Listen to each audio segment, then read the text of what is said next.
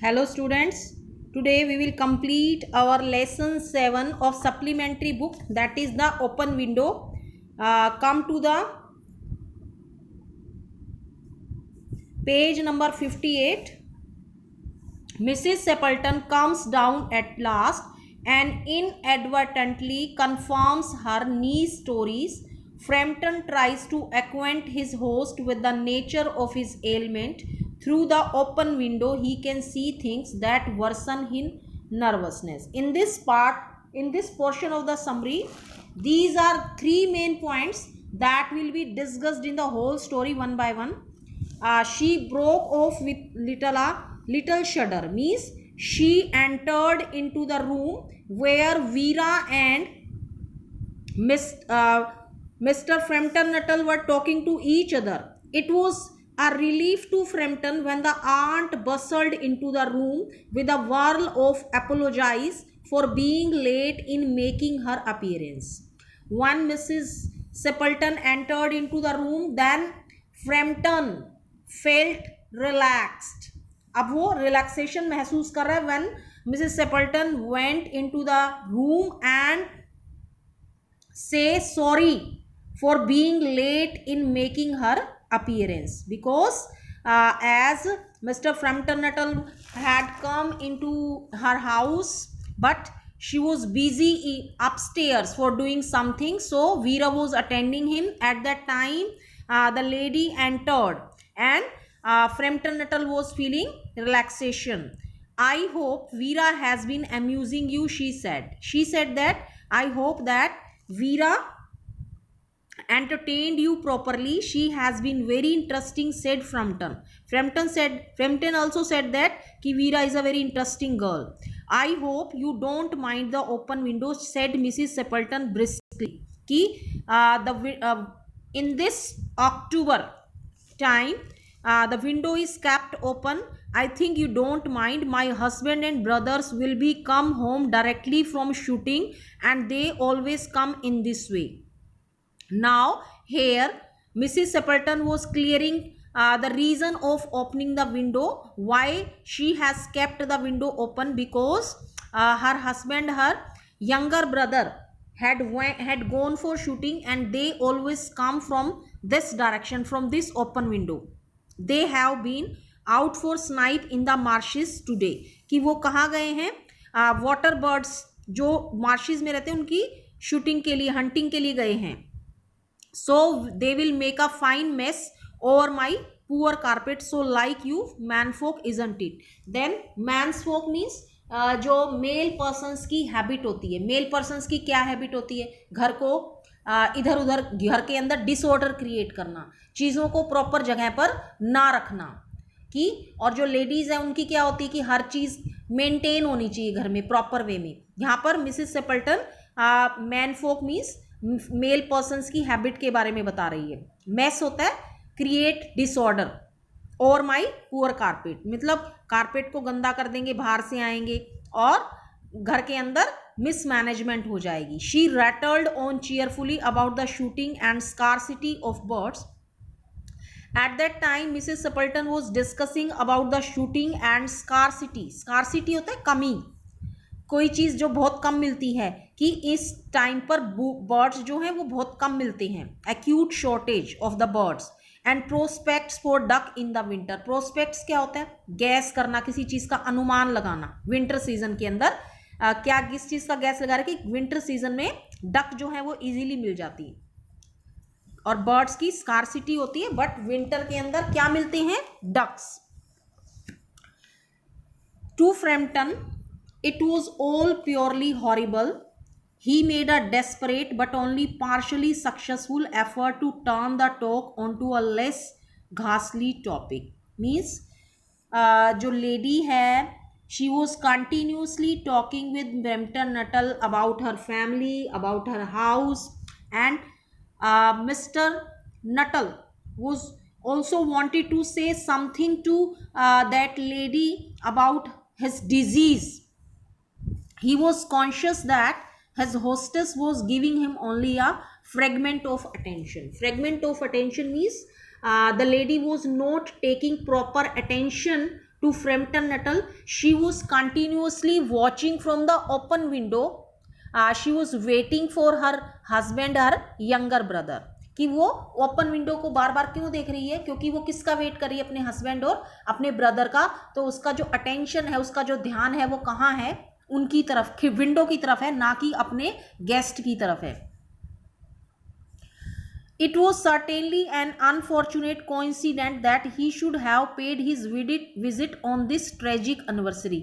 और जैसा कि वीरा ने उसको इमेजिनरी स्टोरी सुनाई है, अब फ्रैम्पटन नटल को तो क्या लग रहा है कि जो वीरा ने बताया वो सही है, और जो मिसिस सेपल्टन बता रही है कि मेरे हस्बैंड आ रहे हैं, वो उसको लग रहा है कि ये तो वैसे ही कह रही है, वो तो 3 ईयर्स के वहाँ जा चुके हैं.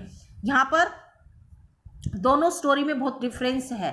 तो फ्रैम्पटन नटल किस पर विश्वास कर रहा है? वीरा की स्टोरी पर. इसलिए उसको लग रहा है कि मैं यहाँ आज ट्रेजिक एनिवर्सरी, मतलब इस घर में ट्रेजिडी हुई है, 3 ईयर्स हो गए, उस दिन ये यहाँ पर आया है, अपने आप को सॉरी फील कर रहा है. The doctors agree in ordering me complete rest and absence of mental excitement and avoidance of anything in the nature of violent physical exercise, announced Frampton. अब फ्रैम्पटन ने क्या कहा कि जो डॉक्टर है उसने उसको रेस्ट के लिए बोला है, क्योंकि उसकी नर्व्स डिसऑर्डर हो चुकी हैं, और उसको कहा है कि मेंटल एक्साइटमेंट नहीं लेनी, और फिजिकली भी उसको रेस्ट की जरूरत है, एक्सरसाइज की जरूरत है. Who labored under the tolerably widespread delusion that total strangers and chance acquaintances are hungry for the least detail of one's ailments and infirmities, their cause and cure. और ये भी बता रहा है कि जो टोटल स्ट्रेंजर्स होते हैं और जो कभी कभी अपने परिचित से मिलते हैं, एक्वेंटेंसेस क्या होते हैं? जो हमारे फेमिलियर होते हैं, जिनको हम जानते हैं. हंग्री क्या होता है? मतलब they were excited to know about one another, कि एक दूसरे के बारे में जानने के इच्छुक रहते हैं, एक दूसरे के बारे में. वंस एलमेंट्स होता है डिजीज, एक दूसरे की डिजीज के बारे में, और उनकी इन्फर्मिटीज होती हैं वीकनेसेस, क्या कमियां हैं उनकी, और उनके कारण, कमियों के कारण या बीमारी के कारण, और उनका इलाज, cure. On the matter of diet they are not so much in agreed, he continued. अब वो इस चीज के ऊपर इस पैराग्राफ में मिस्टर फ्रैम्पटन नटल ने मिसेस सेपल्टन को अपनी बीमारी के बारे में बताया है, और जो डॉक्टर ने उसको रेस्ट के लिए बोला है, मेंटल एक्साइटमेंट, और वो सारा डिस्क्रिप्शन दिया, और अपनी एक साइकोलॉजी भी बताई कि जो स्ट्रेंजर पर्सन होते हैं, जब वो किसी से मिलते हैं तो वो एक दूसरे के बारे में जानने के पूरे इच्छुक होते हैं, उनकी बीमारी के बारे में, उसके बारे में. On the matter of diet they are not so much in agreement, और जो डाइट के बारे में थे, उनकी जो विचार थे, they were separate from each other. अब मिसेस सेपल्टन क्या कह रही है इस बारे में? No, said Mrs Stapleton in a voice which only replaced a yawn at the last moment. अब मिसेस सेपल्टन ने उसकी बात का जवाब देते हुए, यॉन क्या होता है? Wide spread. जब हम जम्हाई लेने के लिए मुंह खोलते हैं ना, उसको यॉन बोलते हैं. Then she suddenly brightened into alert attention, but not to what Frampton was saying. अब थोड़ा सा वो अटेंशन दे रही है फ्रैम्पटन नटल को, बट उस बात पर नहीं जो बात फ्रैम्पटन नटल बता रहा है, फिर भी पूरी अटेंशन वहां नहीं दे पा रही है वो. Here they are at last. अब at that time Mr. Sepulton and Mrs. Sepulton's brothers came just in tea time. They look at as if they were muddy up to the eyes. Muddy up to the eyes means they were completely dirty, कि मतलब पूरा बाहर से आए हैं, forested area से आए हैं, कीचड़ में भरे हुए हैं, इन द सेंस कि पूरे डर्टी हो चुके हैं. Frampton shivered slightly. Frampton started to shiver little, कि वो कांपने लगता है. क्यों कांपने लगता है? क्योंकि वीरा had told to Mr. Frampton Nuttall that they were died 3 years ago.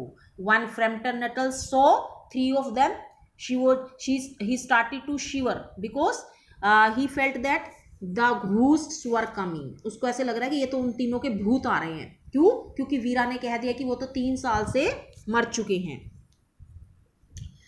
Shivered slightly, turned towards, and Frampton turned towards the niece with a look intent to convey sympathetic comprehension. कि वो शायद क्या सोच रहा है कि वो वीरा की तरफ देखता है कि सोचेगा कि वीरा जो है उसकी तरफ थोड़ी सिंपैथी दिखाएगी.